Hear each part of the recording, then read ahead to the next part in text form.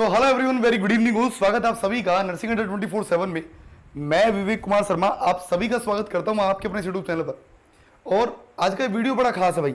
आपको इस वीडियो में मैं बताने वाला हूं बिहार स्टाफ नर्स का सिलेबस। देखो, जब भी हम लोग किसी एग्जाम की तैयारी करते हैं तो सबसे पहला काम है कि हमको उसका सिलेबस पता होना चाहिए। मान लो आपको सिलेबस ही नहीं है और आप अंधेरे में तीर चला रहे हो तो फिर फायदा क्या। तो आपको पहले गोल पता होना चाहिए, लक्ष्य पता होना चाहिए, किस रूट पे होके हमको जाना है, क्योंकि बैच स्टार्ट भी हो रहा है। और साथ साथ ये भी पता होना चाहिए क्या क्या हम लोग पढ़ने वाले हैं। तो ये पूरी वीडियो उसके ऊपर है, एक बार लास्ट तक जरूर देखिएगा। और इस सिलेबस को मैं आपको ग्रुप पे भेज दूंगा, आप इसका प्रिंट निकलवा के जरूर रख लीजिएगा, क्योंकि हर दिन आपको ये पता होना चाहिए कि आप कितना टॉपिक आपको आ गया है, क्या क्या आप जान गए हैं। तो ध्यान से देखिएगा, सिलेबस पूरा बता देता हूं। देखिएगा, ये रहा आपका सिलेबस है। ये आपको साइट पे, मतलब ऐसा नहीं कि मैंने खुद ने बनाया, ये आपको बिहार स्टाफ नर्स बीटीएससी की साइट पर आपको जो है वो इजीली देखने को मिल जाएगा, तो आप वहां से भी देख सकते हैं। ठीक है, चलिएगा। सिलेबस फॉर स्टाफ नर्स, देखो सबसे पहले बेसिक साइंस आएगी भाई आपके लिए।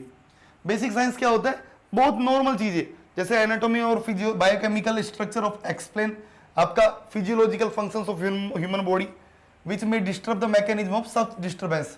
जैसे ह्यूमन बॉडी की नॉर्मल चीजें आएगी इसके अंदर, जैसे सेल क्या है, डीएनए क्या है, नहीं हो तो क्या हो जाएगा, न्यूक्लियस क्या है। उसके बाद फिजियोलॉजी का एनाटॉमी, फिजियोलॉजी टिश्यू क्या होते हैं, टिश्यू के टाइप्स क्या होते हैं, तो ये सब चीजें हम लोग इसमें देखने वाले हैं। सेल इंजरी क्या होती है, टिश्यू इंजरी क्या होती है, हाँ वो अगर उनमें डिस्टर्बेंस, मतलब जैसे O2 नहीं मिला तो क्या हो सकता है, ये सब चीजें हम लोग इसके अंदर पढ़ते हैं। उसके बाद माइक्रो ऑर्गेनिजम्स हम लोग पढ़ेंगे, माइक्रोबायोलॉजी की, जैसे क्लिनिकल इंपोर्टेंस, जैसे लैक्टिक एसिड बेसिलाई का क्या यूज होता है, क्लेब्सियला का क्या यूज होता है, हाँ उसके अलावा पास्चुराइजेशन, मतलब माइक्रो ऑर्गेनिज्म का हम लोग यहाँ पढ़ने वाले हैं। फिर उसके बाद डिसइंफेक्शन और स्टरलाइजेशन, हाँ स्टरलाइजेशन का टाइप्स बता देंगे। Disease that hospital and community, prevention of the disease, जो किस तरीके से डिजीज को रोकने के काम आती है वो बता देंगे। Collect handle specimens of various diagnostic tests, अलग अलग टेस्ट जो किए जाते हैं, कौन कौन सा टेस्ट किया जाता है, कैसे टेस्ट किया जाता है, वो सब हम लोग इसके अंदर पढ़ने वाले हैं। उसके अलावा यहाँ पर हम लोग नेक्स्ट देखने वाले हैं मेजरमेंट्स, जैसे कि डोज जो होती है ना, दवाइयाँ जो होती है, जैसे आपको 250 ml देना है तो आप कैसे दोगे, तो वो ड्रग कैलकुलेशन का पूरा यहाँ पर हम लोग बताने वाले हैं। उसके बाद प्रिस्क्रिप्शंस को किस तरीके से पढ़ा जाता है, जैसे डॉक्टर लिखते हैं ना, इसके आगे टीडी लिख दिया, बीडी लिख दिया, ओसीडी लिख दिया, तो ये पूरा प्रिस्क्रिप्शन डिटेल से पढ़ाने वाला हूं मैं आप लोगों को। उसके अलावा आपको देखो, ये बात बता रहा हूँ, सिलेबस बड़ा शानदार बनाया भाई इन्होंने, मतलब आप इस सिलेबस को देखते हुए आप नोट सेट भी निकाल सकते हो। क्यों? क्योंकि सारी चीजें ये नोट सेट में आने वाली चीजें हैं, लेकिन सिलेबस बड़ा अच्छा बनाया है भाई, मैं आपको ये बता रहा हूँ, आपको पढ़ना चाहिए, तैयारी करनी चाहिए। उसके बाद आपको ड्रग कहाँ कहाँ एक्ट करती है, ड्रग्स कैसे कैसे इफेक्ट करती है, ये आपको जो है वो देखने को मिलने वाला है यहाँ पर।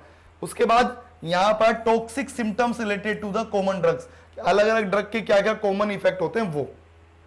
फिर न्यूट्रिशन और डाइट, आपका न्यूट्रिशन में से क्या क्या आएगा, आपके अलग अलग nutrients, diet plan, economic factors, जैसे कोई गरीब हो रहा है तो उसको क्या फैक्टर करते हैं, एज रिलेटेड फैक्टर्स आ जाते हैं यहाँ पे। उसके बाद न्यूट्रिशनल डेफिशिएंसी, विटामिन आ जाएगा यहाँ पर। Plan therapeutic diet of various disease, अलग अलग डिजीज के लिए, ये जैसे आप लोग पढ़ते हैं ना रीनल के ऊपर पढ़ते हो, ऑक्जिलेटिव डाइट, प्रोटीन डाइट, तो अलग अलग बीमारियों में कैसी डाइट दी जाती है वो हम लोग पढ़ने वाले हैं। और मैं आपको एक बात बताता हूँ, मतलब मोस्टली इसमें ये मान के चलिएगा हिंदी इंग्लिश दोनों में पढ़ने वाले हैं। 70 to 80% सिलेबस आपका मैं पढ़ाने वाला हूँ इसमें, ये आपको ध्यान रखिएगा। उसके बाद देखो, साइकोलॉजी, मेंटल हेल्थ और साइकेट्री, ये तीनों सब्जेक्ट इतनी प्यारी सब्जेक्ट है भाई, आप एक बार पढ़ के देखिएगा, आपको इनसे प्यार हो जाएगा। चलिए, इसमें क्या है, नॉर्मल डेविएशंस, जैसे वही कंपोनेंट्स पढ़ेंगे हम लोग। एक्सप्लेन द प्रिंसिपल्स, वही प्रिंसिपल्स पढ़ देंगे। एप्लीकेशंस पढ़ देंगे, हाँ बिहेवियर पढ़ देंगे, और इसके दूसरों पर कैसे इफेक्ट डालता है बिहेवियर का। Recognise deviation from the normal behaviour, हाँ कोवर्ट और ओवर्ट बिहेवियर पढ़ देंगे, काउंसलिंग कैसे देते हैं। उसके बाद dynamics of the patient behaviour, अलग अलग बीमारी है, कम्युनिकेबल और मेंटल इंटरपर्सनल और therapeutic, utilise psychiatry and various roles in the psychiatric nursing, अलग अलग रोल क्या है नर्सिंग में वो पढ़ लेंगे हम लोग। फंडामेंटल नर्सिंग के टॉपिक आप लोगों को पता है, वही आपको सबसे पहले प्रोफेशन क्या है, इसके स्कोप क्या है, कोड ऑफ एथिक्स क्या है, ये सबसे इंपॉर्टेंट है एथिक्स, यहां से जरूर सवाल आता है एक। उसके बाद फर्स्ट एड, ये बहुत इंपॉर्टेंट है भाई, फर्स्ट एड ट्रीटमेंट बहुत जरूरी है। कॉन्जेनाइटल सेफ एनवायरनमेंट जरूरी है, सेफ एनवायरनमेंट किस तरीके से करना चाहिए। Carry out basic nursing procedures, क्या क्या प्रोसीजर है, एनजी ट्यूब क्या है, कैथेटराइजेशन क्या है, बेसिक पर्पज जो भी प्रोसीजर सब आपको पढ़ने चाहिए। फालतू का कुछ नहीं पढ़ना है, पहले बोल रहा हूँ, CPR पढ़ लेना, बस 2-3 चीजें पढ़ लेना, फालतू का रामायण नहीं रटनी है कि ये भी पढ़ लिया वो, जो टॉपिक सिलेबस के अकॉर्डिंग चलोगे तो फायदे में रहोगे। CHN में देख लो पर्सनल एनवायरमेंटल सोशल फैक्टर्स क्या क्या होते हैं, किस तरीके से हेल्थ को इफेक्ट करते हैं, वो पढ़ लीजिएगा। Methods of control spread disease, isolation क्या होता है, हाँ प्रिवेंशन क्या होता है, क्वारंटाइन क्या होता है, वो पढ़ लीजिएगा। Education evolved effect patient families community, क्या क्या इवोल्वेशन करते हैं, फैमिली को कम्युनिकेशन कैसे देंगे, फैमिली को जो है या पेशेंट को क्या थेरेपी देंगे, एजुकेशन किस तरीके से देंगे, वो पढ़ लेंगे। तो ये हम लोग CHN के अंदर बहुत सारी चीजें पढ़ने वाले हैं। इंपॉर्टेंट आता है MSN, मेडिकल सर्जिकल नर्सिंग, सबसे इंपॉर्टेंट मानता हूं मैं इसको, क्योंकि यहाँ से जरूर सवाल आते हैं। क्यों? क्योंकि आपको यहाँ पर पता होना चाहिए पैथोफिजियोलॉजी, सिम्टम्स, ट्रीटमेंट, वही आपका रेस्पिरेटरी का, डाइजेस्टिव का, एंडोक्राइन का, सबका। Common medical surgical conditions, operation theatre surgical, common equipment कौन कौन से होते हैं, मतलब इमेज बेस्ड सवाल आएंगे यहाँ पर। एक्सप्लेन एनेस्थीसिया, ये बहुत इंपॉर्टेंट नया टॉपिक है भाई, एनेस्थीसिया एकदम नया टॉपिक है, पढ़ाने वाले हैं आप लोगों को, ठीक है। और डेंजरस क्या क्या इफेक्ट होते हैं एनेस्थीसिया के, वो बताने वाले हैं आप लोगों को। उसके अलावा care of critical ill patient, और उसके बाद पीडियाट्रिक नर्सिंग के ये टॉपिक है, आप देख सकते हैं, बेसिक प्रिंसिपल्स। उसके वाला recognise provide nursing management neonate में, ये बिल्कुल ये सिंपल्स है। OBG में देख लो, OBG इंपॉर्टेंट है, एनाटॉमी वही आपका FRS female reproductive system, antenatal care, episiotomy, मतलब फालतू नहीं पढ़ना है कुछ भी यार, बहुत लिमिटेड चीजें पढ़नी है। और लास्ट में आपका ये नॉन नर्सिंग में प्रिंसिपल्स, मतलब ये देखो फालतू का रामायण नहीं है, लेकिन बहुत टचिंग, बहुत अच्छा सिलेबस है, ये आपको पढ़ना चाहिए भैया, ये आपको पूरा कवर कर लेना चाहिए मेरे हिसाब से। सिलेबस के हिसाब से पढ़ेंगे, बेसिक चीजें पढ़ेंगे।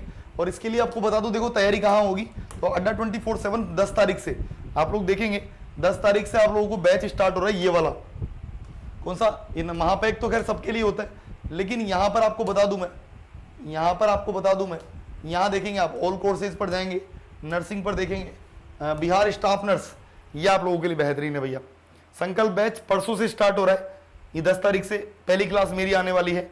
वाई नाउ पर क्लिक करके कूपन कोड क्या है Y930 डालकर आप बैच में अभी एनरोल हो सकते हैं। 2000 रुपये में बैच है, सिलेक्शन करिए, ये पैसे मेरे से ले जाना वापस, लेकिन सिलेक्शन जरूरी है, आपको बता रहा हूँ सिलेक्शन बहुत ज़्यादा जरूरी है।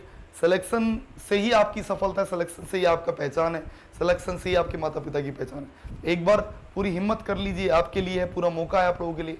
और बाकी आपको सबको पूरी चीज़ें पता है, सिलेबस के ऊपर बता दिया मैंने बात यहाँ। फिर हम आपसे मिलेंगे नेक्स्ट वीडियो में, तब तक के लिए bye bye, take care, thank you so much.